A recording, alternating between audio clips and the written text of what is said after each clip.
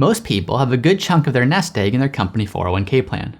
What do you do with that 401k when you retire to make sure you get the most out of it going forward? In today's video, I'm going to share with you your different options so you can do what's best for you. Hey everybody, I'm James Knoll, founder of Root Financial, and I'm here to teach you how to get the most out of life with your money. So what do you do with your 401k when you retire? If you think this is a basic question with a basic answer, make sure you stay through the whole video because there's some real nuances here and some planning points that if you don't get these right, it may end up costing you a lot of money.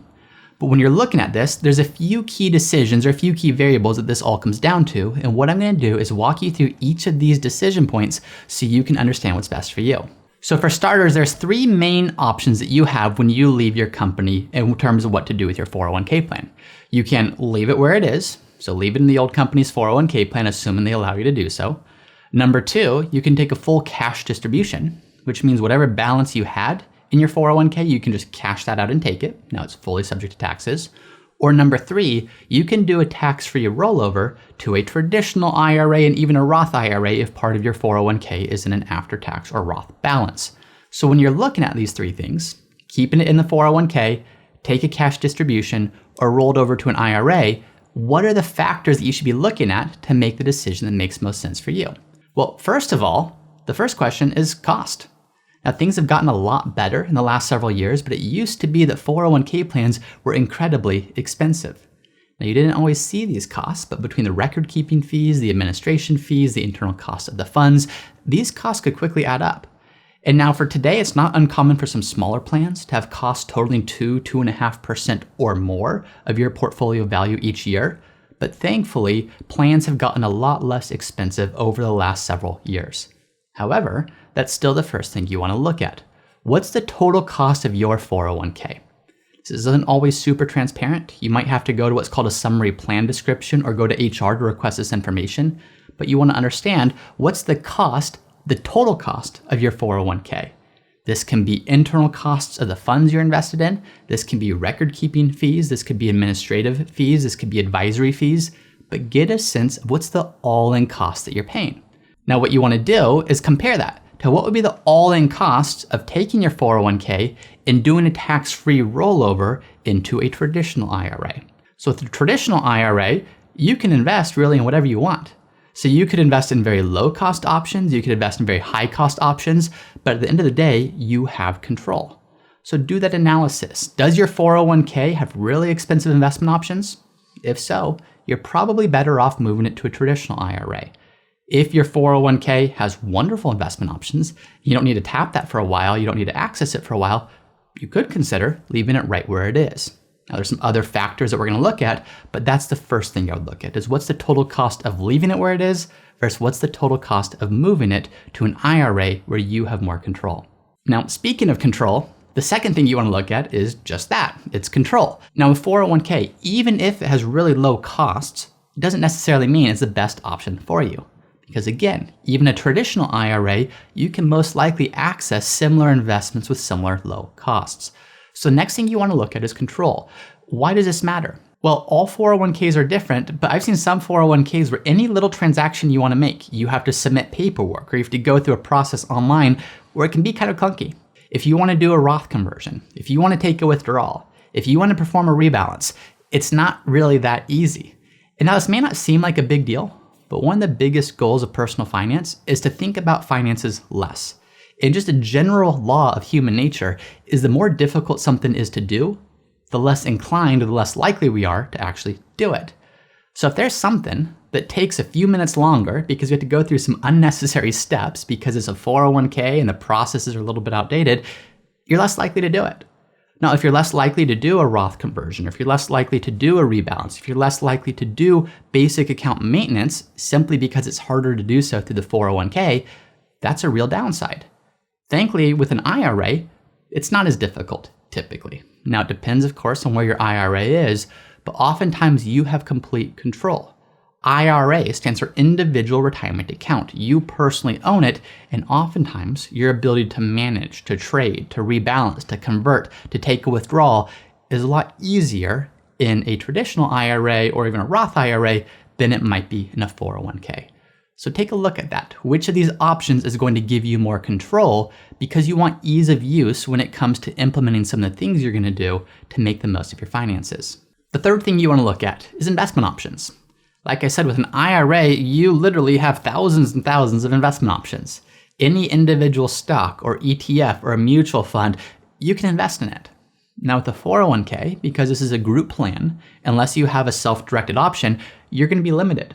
Now you might have 10 investment options, you might have 20 investment options, you might have 40 investment options.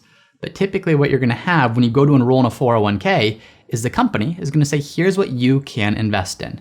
If you don't see what you like, too bad, you can't invest in it. Now that's not necessarily a bad thing. Sometimes fewer options are actually a good thing. It reduces the amount of overwhelm or the amount of uncertainty. If you have really good options, great. Hopefully your plan's gonna have a large cap option, a small company option, an international stock option, a domestic stock option. So hopefully they're gonna cover the bases in terms of all the different things within reason that you might want to invest in are going to be available. Now you wanna look at that though. Are these good options for you to be able to implement the portfolio that's right for you? If so, great. Your 401k might be a nice option. But when you look at a traditional IRA, like I said, you have virtually unlimited options. Now that can be a bad thing if that's overwhelming to you and you don't really know what to do. Thankfully with a 401k, these options have, for the most part, been vetted. So you're getting some good diversified options, hopefully at a low cost, but not always. In an IRA, you have complete flexibility in terms of choosing whatever investment options you feel are best for you in your financial future. The next thing I'd look at is consolidation. Now, I've met people, believe it or not, they have 8, 9, 10 different 401ks from each of their previous 8, 9, 10 different employers. So maybe every 2, 3, 4 years, they're going from one employer to the next, and every time they just leave their 401k where it is. So they start here and have a 401k. Then they move to a different company and start a new 401k. Then a different company and start a new 401k, and before long, they just become collectors of these different 401k accounts. Now, you might look at that and say, well, what's the problem? They're putting money in, the accounts are staying where they are. What if they have really good investment options? Well, the problem is when you retire and you're starting to take income from that, which account do you take from first? And how do you make sure that you're not being redundant or having too much overlap in terms of what your investments are? When everything's all spread out, it becomes more difficult to manage things holistically. So one benefit, what I often recommend to people is, do you start to consolidate those to an IRA? Or do you start to consolidate in your current company's 401k? But the more you can consolidate, not keeping 5, 6, 7, 10 different 401ks, but consolidate those all to an IRA or even your current company's 401k, the better off it's going to be. It just becomes much easier to track the balance, to track how you're invested, to track what's your actual total amount, to start to understand where's income going to come from when you retire, to start to understand which specific fund or account should I be doing conversions from. If your money's all spread out to a bunch of different places, that gets pretty difficult. You want to make sure things are consolidated just for ease of management to most effectively implement what's best for you. The next thing to look at is ease of use. Now, this kind of is like the control aspect that I talked about. But when you look at 401ks, some are better than others, but almost none are as easy to use or as easy to implement as a traditional IRA is or a Roth IRA is. I talked about this before, but when you have a traditional IRA or Roth IRA, it's real easy to rebalance, to make a trade, to take a withdrawal, to perform a conversion, to update beneficiaries, to do whatever you need to do for basic account maintenance. When you have a 401k, some providers are great, but lots of providers aren't. Whether it's having to fill out physical paperwork to take care of something or going through a series of steps to do a rebalance or an update, oftentimes IRAs can allow for more control and a better ease of use than 401ks, but that's something to consider as well. And the final thing you want to look at when comparing 401ks to IRAs and what's best for you is coordination. Now, oftentimes, when you have a portfolio, and let's say you have a 60-40 portfolio or an 80-20 portfolio, whatever it is, you don't necessarily want to have that same exact investment mix in your traditional account, your Roth account, and your brokerage account. You want to maybe make sure the entirety of that portfolio is 60-40 or 80-20, but that's not to say that should be applied the same exact way to your IRA, your Roth IRA, your brokerage account. You maybe want to divvy that up and have different allocations in each of those accounts based upon your withdrawal strategy, based upon what your future goals and needs are. So if all your accounts are at different places and your 401k is here and your brokerage account is there and your Roth IRA is there, it makes it more difficult to coordinate. By having everything in one custodian or one provider, it makes that job a lot easier. You can real easily see what's my overall allocation of all my investments and how is that divvied up into each of these individual accounts. So that's oftentimes something easier to do if everything's consolidated in one place, as opposed to having your 401k somewhere else and your other investment accounts elsewhere. So those are the key comparisons I'd recommend making when deciding what do you do with your 401k when you retire. However, there's some key considerations that aren't necessarily points of comparison, but really important things you need to know before you make any move with your 401k. The first is this. You may have a 401k balance, and depending on what options you had, whether it's pre-tax investments, Roth investments, after-tax investments, not that whole balance goes to the same account if you're gonna roll it over. For example, let's say you're making after-tax contributions to your 401k. So not pre-tax, not Roth, but after-tax contributions if your company allows for that provision. Well, if you contribute $10,000 per year for 20 years and you get an 8% rate of return, well, that portion of your contribution or your account, that would have grown to about $458,000. Now, of that $458,000, $200,000 of it was your actual contribution. That was the after-tax contribution you made. When you roll over your 401k, that after-tax contribution goes to your Roth IRA. So because you've already paid taxes on that, that goes to your Roth IRA where it continues growing tax-free. Here's the thing though, the growth on after-tax contributions, that does not go to your Roth IRA. That rolls over to your traditional IRA. So that $258,000 of growth that was on your after-tax contributions, that would roll over to a pre-tax traditional IRA. So make sure you understand how that works as you're going to roll over this account. Now, hopefully your account or your plan offers what are called in-service conversions, which means anytime you make an after-tax contribution, ideally it's immediately converted to your Roth IRA. If that happens, then all of the future growth on those accounts or on those contributions, those are now tax-free as opposed to growing tax-deferred and ultimately going to a pre-tax account when you retire. That's the first thing to consider. The second is something called a net unrealized appreciation.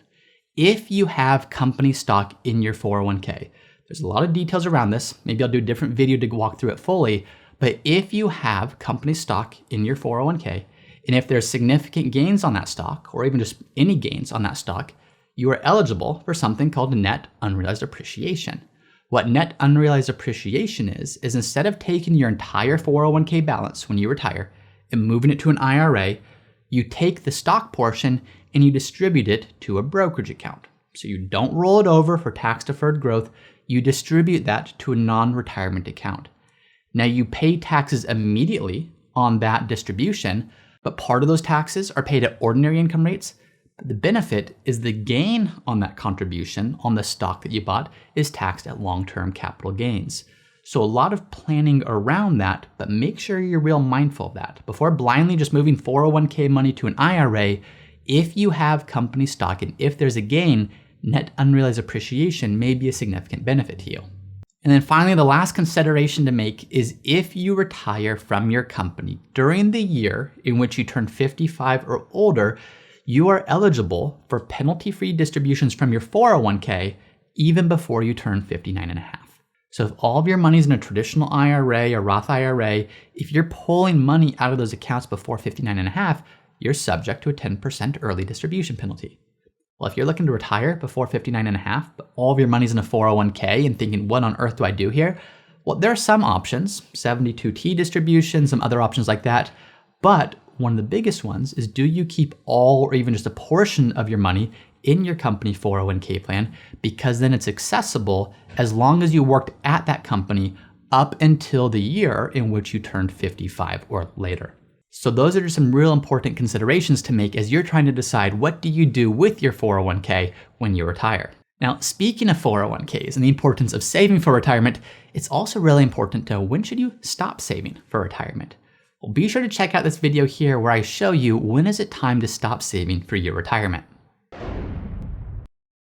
Once again, I'm James Knoll, founder of Root Financial, and if you're interested in seeing how we help our clients at Root Financial get the most out of life with their money, be sure to visit us at www.rootfinancialpartners.com.